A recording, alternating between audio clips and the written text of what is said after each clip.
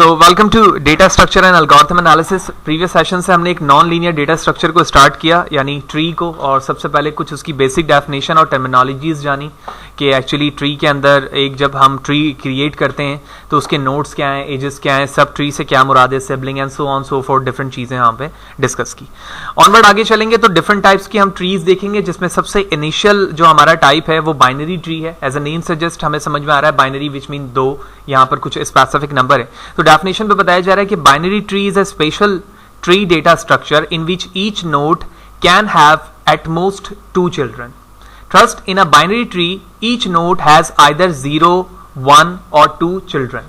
यानी एक ऐसा data structure in term of tree जिसके एट मोस्ट का मतलब है मैक्सिमम नंबर ऑफ चिल्ड्रन कितने हो सकते हैं, 2 हो सकते हैं।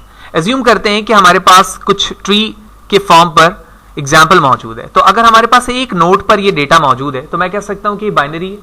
क्यों?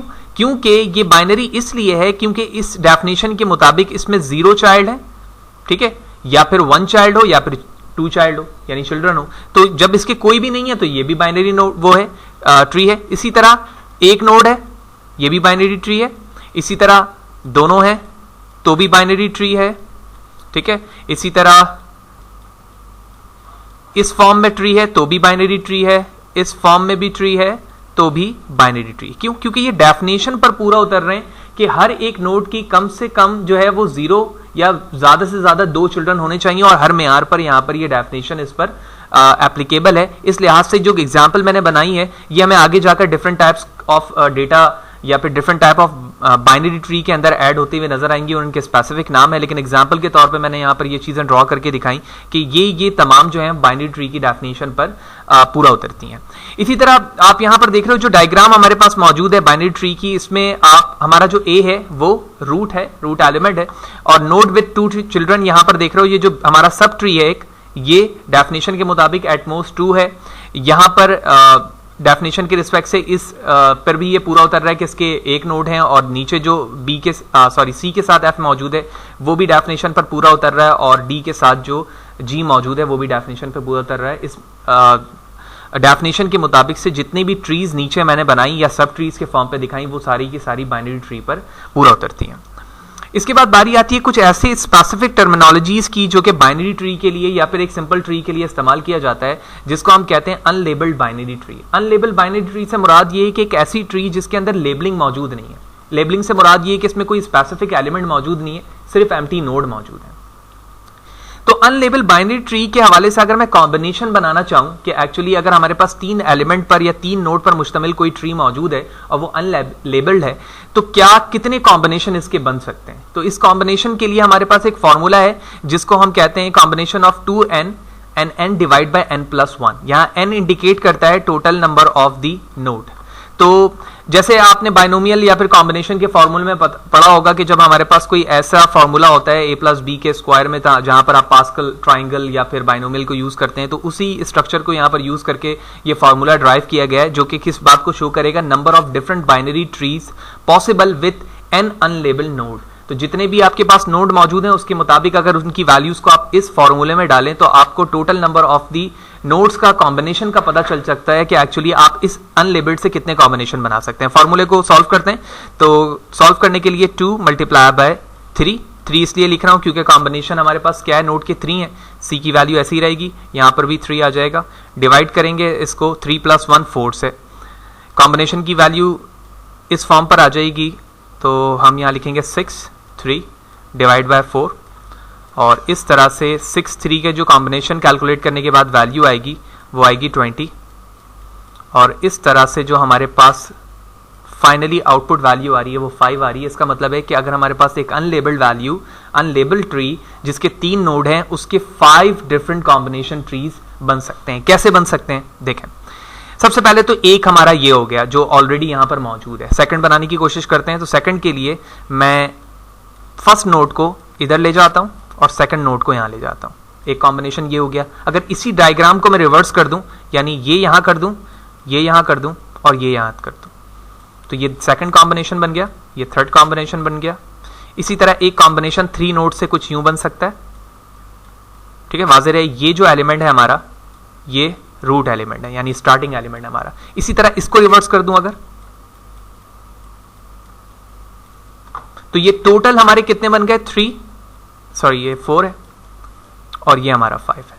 तो हमने सबसे पहले ये समझा कि अनलेबल्ड बाइनरी ट्री क्या है और किस तरह से टोटल नंबर ऑफ कॉम्बिनेशन इस फॉर्मूले के जरिए से हम मालूम करके उसको प्लॉट कर सकते हैं। वो मैंने सारी चीजें आपको यहाँ पर करके दिखाई। इसी चीज को थोड़ा सा चेंज करें तो जहां पर हमारे पास अनलेबल्ड था, अगर वही ट्री डेटा स्ट्रक्चर हमारे पास लेबल फॉर्म पर आ जाए जैसे कि इस डायग्राम पे भी मौजूद है, तो यहां पर अगर मैं कॉम्बिनेशन मालूम करना चाहूं तो यहां पर थोड़ा सा ट्रिकी है, क्योंकि यहां पर हमारे पास जो नोड है वो नंबर ऑफ एलिमेंट के साथ मौजूद है। ऑल दो अल्फाबेट्स हो या नंबर हो, यहां पर अल्फाबेट है एग्जांपल में मौजूद। तो सबसे पहले इसके हम नंबर्स ऑफ नोड मालूम करना चाहते हैं, तो इसमें फॉर्मूले में सिर्फ एक चेंजेस है, वो ये पार्ट है। तो n यहां पर फैक्टोरियल भी मौजूद होगा, फैक्टोरियल जो कि नंबर ऑफ एलिमेंट को इंडिकेट करेगा। तो फॉर्मूले को सॉल्व करते हैं सबसे पहले। तो हम लिखेंगे 2 मल्टीप्लाई बाय 3, कॉम्बिनेशन ऑफ 3 और मल्टीप्लाई बाय 3 का फैक्टोरियल, तो मैं डायरेक्टली 6 लिख सकता हूं, ठीक है। 3 का फैक्टोरियल का मतलब है 3 मल्टीप्लाई बाय 2 मल्टीप्लाई बाय 1, और उसके बाद मैंने यहां पर डायरेक्टली लिख दिया 4। आगे सॉल्व करते हैं। तो c की कॉम्बिनेशन की वैल्यू आ गई 6, 3 डिवाइड बाय 4 मल्टीप्लाई बाय 6। मजीद सॉल्व करेंगे तो एट लास्ट हमारे पास कुछ इस तरह से वैल्यू आ जाएगी कैंसिल होने के बाद 5 मल्टीप्लाई बाय 6, ठीक है। और जब आप इसको फाइनली वैल्यू देखोगे तो 30 आ जाएगी। क्यों? क्योंकि यहाँ पर ये कैंसिलेशन भी होगी इसकी वैल्यू, ठीक है। 20 आएगी, 24 5 से 20, तो 5 यहाँ पर वैल्यू और 6 हमारे फैक्टोरियल का है, तो यहाँ पर वैल्यू कितनी आई 30। तो इट इज़ वेरी डिफिकल्ट कि मैं यहाँ पर 30 कॉम्बिनेशन प्लॉट करके दिखाऊं, लेकिन बिल्कुल उसी फॉर्म पर हमारे प्लॉटिंग होगी जिस तरह से यहाँ पर अनलेबल पे मैंने प्लॉटिंग करके दिखाई है। उसी तरह से जब हमारे पास लेबल बाइनरी ट्री होगी तो वहां पर अगर इस फॉर्मूले को हम प्लॉट करें तो हम 30 यूनिक कॉम्बिनेशन इसके जरिए से क्रिएट कर सकते हैं। अब बारी आती है टाइप ऑफ बाइनरी ट्री की। पहले हमने डेफिनेशन समझा, उसके बाद लेबल्ड और अनलेबल्ड ट्री के हवाले से जाना, और साथ ही साथ उसकी कॉम्बिनेशन के फॉर्मूले को देखते हुए हमने जान लिया कि कितने कॉम्बिनेशन कैसे बन सकते हैं। तो टाइप ऑफ बाइनरी ट्री हमारे पास रूटेड बाइनरी ट्री है, फुल स्ट्रिक्टली बाइनरी ट्री है, इसी तरह स्क्यूड बाइनरी ट्री है, ऑलमोस्ट कंप्लीट बाइनरी ट्री है, और कंप्लीट या फिर परफेक्ट बाइनरी ट्री है। इंडिविजुअली एक की डेफिनेशन और एग्जाम्पल डिस्कस करेंगे, हमें बात समझ में आएगी कि एक सिंपल बाइनरी ट्री क्या है और उसके डिफरेंट टाइप क्या है। तो सबसे पहले समझते हैं हम रूटेड बाइनरी ट्री। तो rooted binary tree is a binary tree that satisfy that following 2 properties. अगर वो 2 प्रॉपर्टीज को उस पर पूरा उतरती है तो हम कह सकते हैं कि जो ट्री गिवन आपके पास मौजूद है वो रूटेड बाइनरी ट्री है। It has a root node, उसके एक रूट नोड होना चाहिए। Each node has at most 2 children, यानी एट मोस्ट का मतलब है मैक्सिमम उसके 2 चिल्ड्रन हो, उससे नीचे भी हो तो यकीनी तौर पे वो भी उस डेफिनेशन पर पूरा उतर रहा है। तो सबसे पहले अगर मैं नीचे डायग्राम पे देखूं तो हमारे पास रूट एलिमेंट मौजूद है जो कि सबसे टॉप पर होता है, और एट मोस्ट का मतलब है ज्यादा से ज्यादा 2 चिल्ड्रन हो, तो आप देख रहे हैं यहाँ ज्यादा से ज्यादा 2 मौजूद हैं। और अगर इसमें ये ट्री नहीं भी होता तो भी ये हमारा रूटेड ही होता। क्यों? क्योंकि 0 भी पॉसिबल है, 1 भी पॉसिबल है और 2 भी पॉसिबल है। तो इस डेफिनेशन के मुताबिक ऐसी ट्री जिसका एक रूट एलिमेंट, नॉर्मली सबके ही एक होते हैं लेकिन ये प्रॉपर्टीज इसको फॉलो करना होता है, और साथ ही साथ जो उसके नोड्स नीचे ड्राइव होकर जा रहे हैं उसके एट मोस्ट 2 चिल्ड्रन होने चाहिए।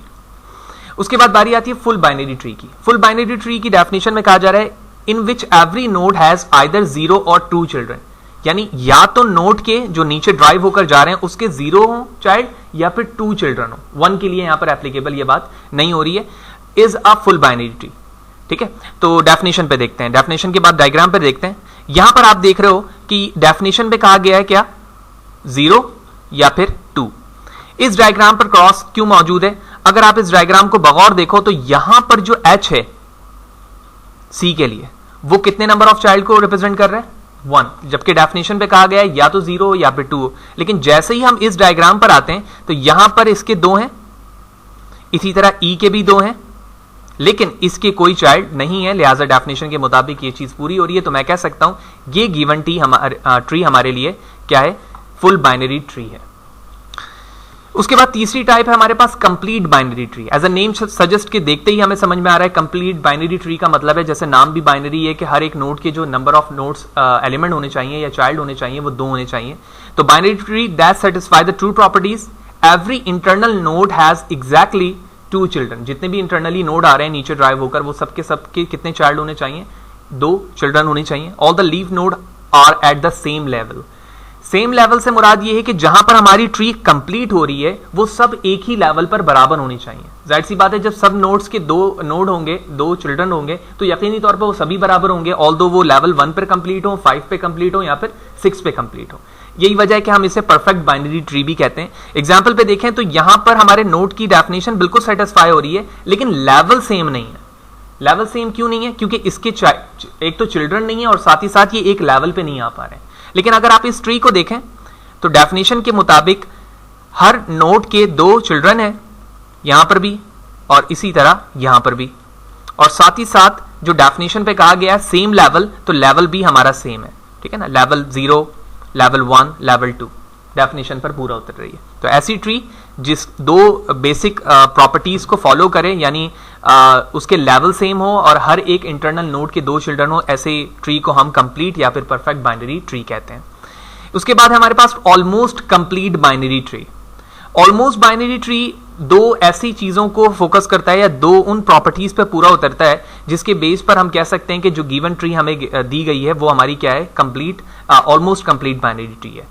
All the level are completely filled except possible by the last level, यानी लास्ट लेवल के अलावा जितने भी ऊपर एलिमेंट मौजूद हैं वो सारे के सारे क्या हो? कंप्लीट हो। The last level must be strictly filled from left to right, और जो लास्ट लेवल है आपका वो लेफ्ट से राइट की तरफ एंड होना चाहिए। यानी लेफ्ट से राइट से क्या मुराद है, पहले ये समझते हैं। जैसे ये मेरा स्टार्टिंग नोड है, मैं कह रहा हूं ये बाइनरी नोड है, लेकिन अगर तुमने सेकंड नोड ये बना दिया तो मैं कह सकता हूं ये कंप्लीट बाइनरी ट्री तो नहीं हो सकती, ऑल्दो लेकिन बाइनरी ट्री जरूर है, लेकिन ऑलमोस्ट कंप्लीट बाइनरी ट्री नहीं हो सकती। क्यों? क्योंकि उसके लिए डेफिनेशन पे ये है कि लेफ्ट से राइट की तरफ जाए, ठीक है। यानी पहले आप ये बनाओगे उसके बाद ये बनाओगे, ठीक है। तो यही वजह है कि अगर आप इस इमेज को देखो जो कि क्रॉस है यानी कैंसिल है, ये हमारी कंप्लीट ऑलमोस्ट बाइनरी ट्री में इसलिए नहीं आ रही है क्योंकि यहां पर इन्होंने क्या किया हुआ है कि इन्होंने लेफ्ट को पहले नहीं बनाया बल्कि राइट को इंडिकेट कर दिया, ठीक है। लेकिन डेफिनेशन पे ये भी कहा गया है कि तमाम लेवल कंप्लीट होंगे एक्सेप्ट द लास्ट लेवल। तो लास्ट लेवल ये कंप्लीट नहीं है क्योंकि सी के सेकंड चाइल्ड नहीं है, लेकिन दूसरे पॉइंट पे जो चीज बताई गई है वो इसको फॉलो कर रहा है, यानी लास्ट एलिमेंट पे जो हमारा नोड है या नोड का चिल्ड्रन है वो लेफ्ट पर मौजूद है। यही वजह है कि दोनों पॉइंट को ये फॉलो कर रहा है। इस रिस्पेक्ट से मैं कह सकता हूं कि गिवन ट्री जो है हमारे पास वो एक ऑलमोस्ट कंप्लीट बाइनरी ट्री है। उसके बाद लास्ट टाइप है हमारे पास skewed binary tree. Skewed as a name suggest कि हमारे पास जो ट्री के फर्दर नोड होने वाले हैं या फर्दर ड्राइव होकर नोड दिखने वाले हैं वो एक ही डायमेंशन पर मूव होते हुए दिखेंगे, या तो लेफ्ट या फिर राइट। तो is a binary tree that satisfy the true properties all the node except one node has one and only one children, यानी जितने भी नोड हैं उसके सिर्फ और सिर्फ एक ही चिल्ड्रन होंगे। The remaining node has no child, जो लास्ट में सबसे आ रहा होगा उसके कोई भी चाइल्ड नहीं होंगे। A skewed binary tree is a binary tree of n node such that its depth is n-1। Depth से मुराद n-1 है, ये बिल्कुल फर्स्ट सेशन पे मैंने बताया था जहां पर हाइट डेप्थ वगैरह के हवाले से हमने बात की थी। तो अगर ऐसी ट्री जो कि स्क्यूड है लेफ्ट हो या राइट हो उसकी डेप्थ का फॉर्मूला क्या होगा? n-1। जितने भी एलिमेंट है उससे अगर एक माइनस कर दें तो हमारे टोटल नंबर ऑफ डेप्थ का पता चल जाएगा इस ट्री पे। तो एग्जाम्पल पे आप देख रहे हो दोनों कंडीशन यहाँ पे सेटिस्फाई हो रही है, हर एक नोड के एक ही चाइल्ड है और लास्ट वाले के कोई भी चाइल्ड नहीं है। या तो ये इस डायरेक्शन पे जाएगी या ये इस डायरेक्शन पे जाएगी। तो अगर ये लेफ्ट की तरफ जा रही है तो हमारा जो स्क्यूड होगा उसको मैं कहूंगा लेफ्ट स्क्यूड बाइनरी ट्री, और अगर ये राइट पे तो मैं कहूंगा राइट स्क्यूड बाइनरी ट्री। तो इसके साथ ही हमने ना सिर्फ बाइनरी ट्री की डेफिनेशन समझी बल्कि उसके तमाम टाइप्स को हमने जाना इंडिविजुअली एग्जाम्पल के साथ कि रूटेड बाइनरी ट्री क्या है, full binary tree, skewed binary tree क्या है, ऑलमोस्ट बाइनरी ट्री क्या है और परफेक्ट या फिर कंप्लीट बाइनरी ट्री क्या है।